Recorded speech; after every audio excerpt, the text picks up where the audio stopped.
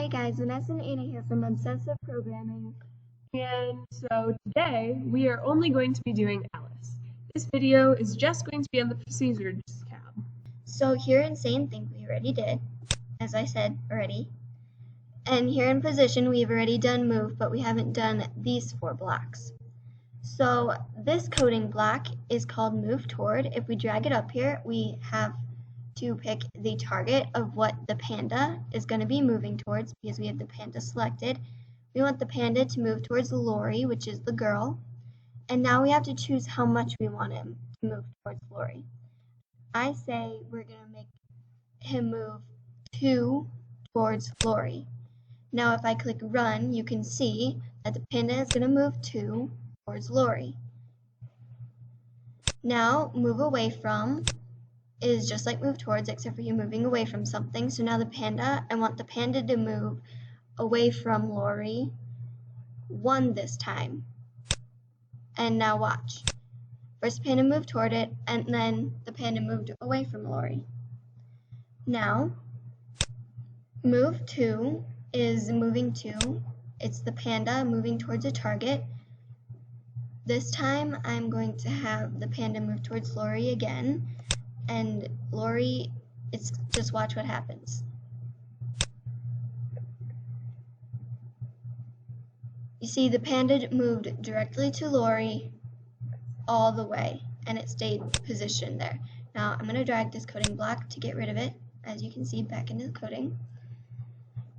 Now this coding block is placed. Now I'm going to place the panda.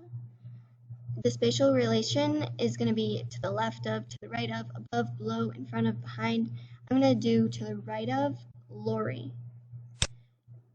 Alright, now when I run it, you can see the panda moves towards Lori, away, and then it's placed to the right of Lori. So that was most of Position. Now Vanessa is going to talk about orientation and position and orientation.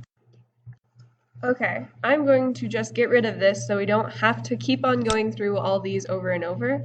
And as you can see that they drag one at a time, and there is a way to drag all of them. So we already went over turn and roll. Remember, turn was like you're turning left and right, and roll was vertically rolling. So you can turn to face. I want the panda to turn to face Lori. So you can see that it'll just turn to face Lori. Now, just for fun, I'm going to switch to Lori. And Lori has basically the same things as the panda. Now I'm going to have orient to, and instead I have Lori selected, so I'm going to do orient to this panda. So it's going to turn to face the panda, and then orient, Lori is going to orient to the panda. Then you can have orient to upright, which is when you have it rolled, and you can have it point at. So I want Lori to point at the panda. Panda turns, she orients, and then she points and she turns towards the panda. Now you have move and orient to. So I want Lori to move and orient to the panda. So over here in the move, we already went through move to, and that is what that will do. So move, it'll move and orient to the panda, and all at the same time, which is kind of convenient.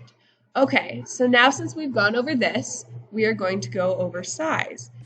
Actually, Anna is going to go over size, and I am going to delete this. So I'm going to do size and appearance.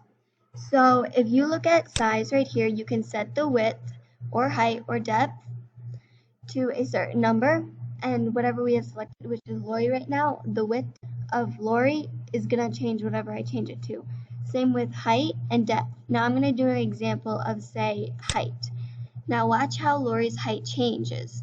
I'm changing her height by 2. You can see Lori grew taller. Now with width, she's going to grow wider, and depth, her depth is going to change, going this way. Now resize, you can, obviously it will resize her entire body as a whole, or you can resize your width, height, or depth. Now I'm going to resize her height by a certain amount, and this time I'm going to do it by 2. Now watch what happens to Lori. Lori goes 2, and then the height of her body itself moves 2. That's the same with the width and the depth. Now I'm going to get rid of these 2, and I'm going to explain appearance. So appearance, you can set the paint, which is going to set the color of Lori. Now I'm going to have Lori change to green and play it. Now her whole body turned a pigment of green. You can obviously do that with any color. Now I'm going to set the opacity, which will change how translucent she is. So if it's really opaque, then it's going to be really transparent. So I'm going to change the opacity by 0.3 and watch what happens to Lori. Now Lori goes green and then she fades away like a ghost would. Now Vanessa is going to do audio and timing because we're going to skip vehicle for it's going to be in a later video. Okay, so now we are going to look at audio. So I'm going to just put this in the trash can. And so play audio. You can import audio, but I'm not going to do that because I don't have any audio ready. So if this comes up and you don't have any audio, you can just click off it and it will go back into here. Then you have delay. Delay is like the wait blocks in Scratch. So I'm going to have a delay of 1 second, and let's just say I have her moving, and then so she's going to move left 2, and then she's going to wait a second, and then she's going to move right 1.